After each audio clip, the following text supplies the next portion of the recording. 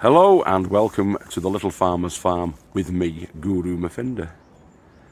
Now, this last week, it's been very, very cold. It's been like -5 in the night, and it's still today. It's close to 9 o'clock on a Sunday morning, and it's only just creeping above zero inside the polytunnel, which is bad, isn't it? It's not good.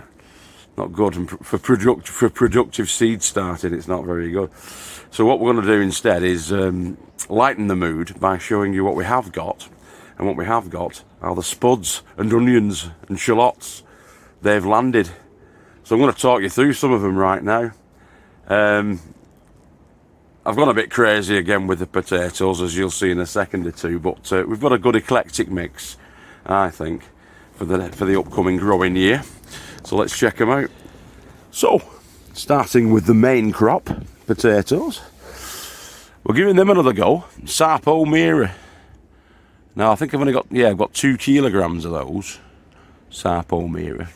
And in the bag, as you can see, you get plenty. Only get about 25-30 potatoes per bag. Hopefully they'll be nice and big and prolific in the potato department, but we've got these ones as well which did really well for us last year. These were the ones that did fantastic actually last year, which are the Maris Piper.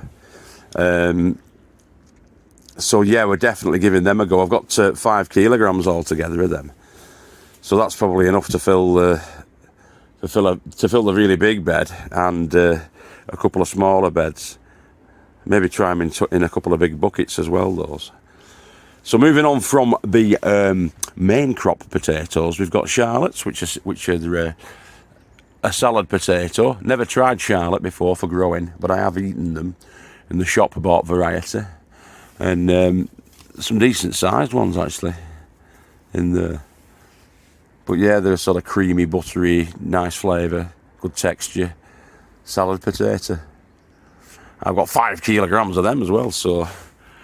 It's got to be thinking cap time really for where I'm going to put all these spuds. I'm going to have to paste them out as things come out, like the onions and what have you. Put them in then. But yeah, these have just arrived on site. Red Dukes of York. These are first earlies. I've got altogether. I've got another 5 kilograms of those, and I've also got Pentland Javelin first earlies. I thought I'd got some. Ulster Prince as well, but I don't seem to have. But anyway, we'll see how we get on. As far as the Alliums go, we've got Red Baron onions. They'll be going in shortly.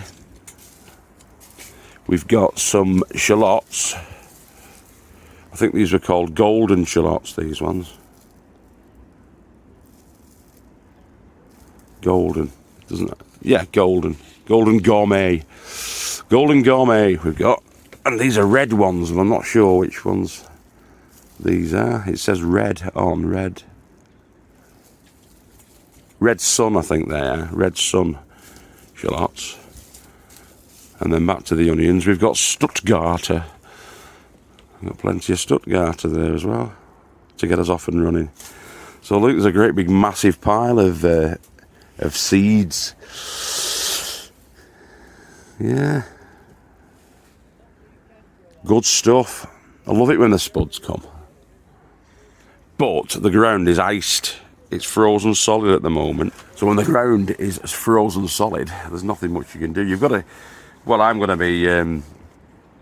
be chitting them anyway, but I'll take you for a bit of a look round at what we've got going at the moment. All right. Yeah, so the ice is about 3 inches thick, which is not great, is it? But that's life, isn't it, boys and girls? That's nature. We have got some things that are still alive in the brassica family. I'll show you.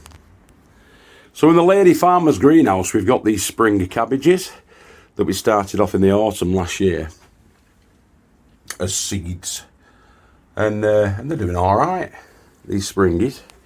Call them spring cabbages because that's when they're ready. They're ready in spring. Plant them in October time, October-ish. Get the seeds started. and then 6 months later, 6 to 7 months later, over winter, they grow, and they're just starting to get little hearts on them now, but it'll take another sort of like 8 weeks or something like that before they're ready. Be like kind of like mid-March. Mid to late March, maybe. Probably late March, really. We've got the purple sprouting broccoli. That's in there. That's the cauliflower, which has already started to put its curds out, but if you look at that, it's pretty manky. So that was a fairly unsuccessful experiment, I think. The leaves are going to be alright, but the actual curd itself, not so much so. It's been a bit damp and cold for it, really. And we've got the kale as well, which is winterboar kale. And that's doing okay. Like I say, you don't get a fantastic amount of growth, but in the next sort of 6 to 8 weeks, hopefully they'll be coming up to being decent sized plants, probably about 60 centimetres high, or a couple of feet high, hopefully by the end. And we'll be taking leaves off those as they come. Now in the big bed, up at the top, I had chard in, but obviously the extreme weather, the very cold, damp conditions have not done it much good, really. That, and some beets down there, they're not going to come to anything, unfortunately, boys and girls. But we have got the garlic in here as well, which is the Casablanca garlic, and down there we've got the elephant garlic down at the other end, and that's all come through. So yeah, we've got the elephant garlic. This stuff can be cleared away. I'm going to get potatoes in here in the next 6 weeks or so. Probably about 6 weeks' time before we get the spuds planted in. Yeah, I'm thinking end of March for that. More garlic and onions in there. Loads more garlic and onions in that bed. Just take you down a bit. Look at that ice. Very cold. Yeah, more garlic and onions in there. So we shouldn't be short of garlic and onions. Same situation in this bed, which is in front of the tiki hut. We've got garlic in there. We've got onions in there, mixture of reds and whites. So I did plant a lot of overwintering stuff. These will probably want banking up a little bit, because you can see they're pushing themselves out. When it freezes, the root system actually pushes the little bulb out. That's what happens. You get this frost expansion in the soil, and it breaks up the soil, which is good if you've got barren beds and fallow beds, if you like, but it's not so good if you've got stuff in the ground. Fingers crossed time. All of this was top dressed, as you can see there, with the horse manure. These beds, they were done last year. These were left vacant. So we have got room for stuff, but we've not got enough room. That big bed there is going to be for potatoes this year. But I might try and raise the height of it. See, that's about 5 inches, that bed, but I'm going to, I think, raise the height of it by another 5 inches and see how we get on with that. You can always bank them up and put the mounds on top of the spuds as well, but we'll see how we get on. I think I'm going to do it with that area as well, so we can get down here. And this area, and have these 2 areas for potatoes and that as well for spuds. I have got some ground space that I can fill. These are going to have to be put somewhere. These could be done for spuds or carrots. The plan was for carrots with these 2.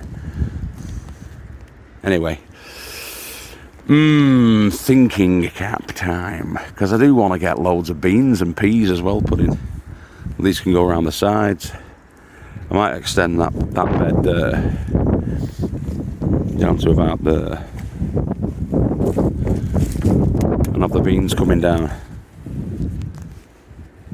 So because the ground's frozen and the ice expands, the ice crystals expand within it, can't even open the flaming gate.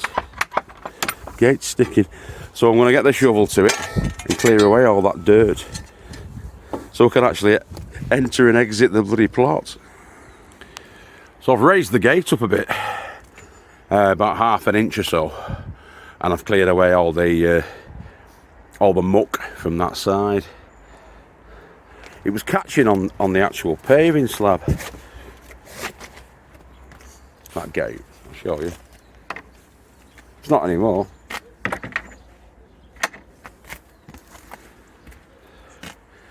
But yeah, it was sort of getting stuck about here, about there.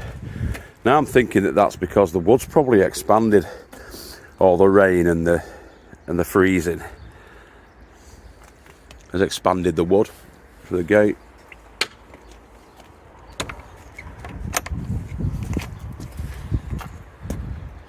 But it's fine now.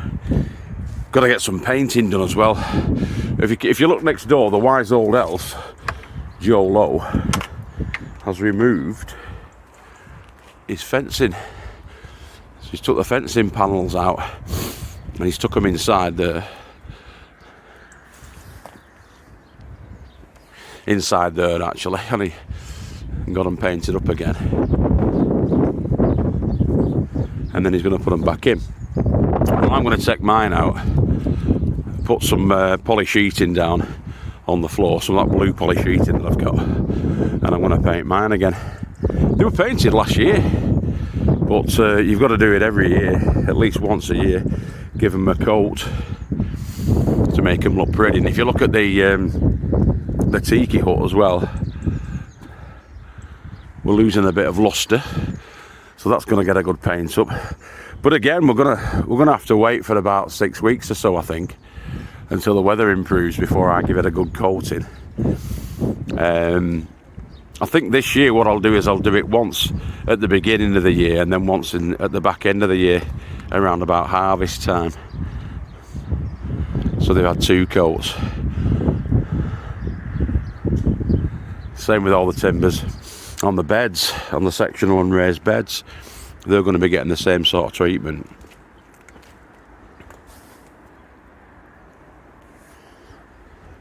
Yeah, there's always something to do on our allotment plots, I'll tell you that. But I've got these gaps, like I said before, I've got the gaps in the land where I can do some further raising. This needs fixing as well, that's come away. That side panel. Just maintenance really. But I think out of these timbers I can probably get another couple of years if I look after them.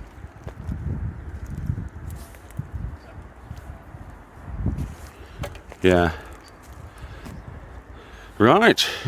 Okay guys, that's about right for today I think. Absolutely freezing. It's Valentine's Day today, the 14th of February 2021. And so yeah, I'm gonna go home and see the lady farmer now. Catch you later boys and girls, have a fantastic week. We love you all. Bye bye now.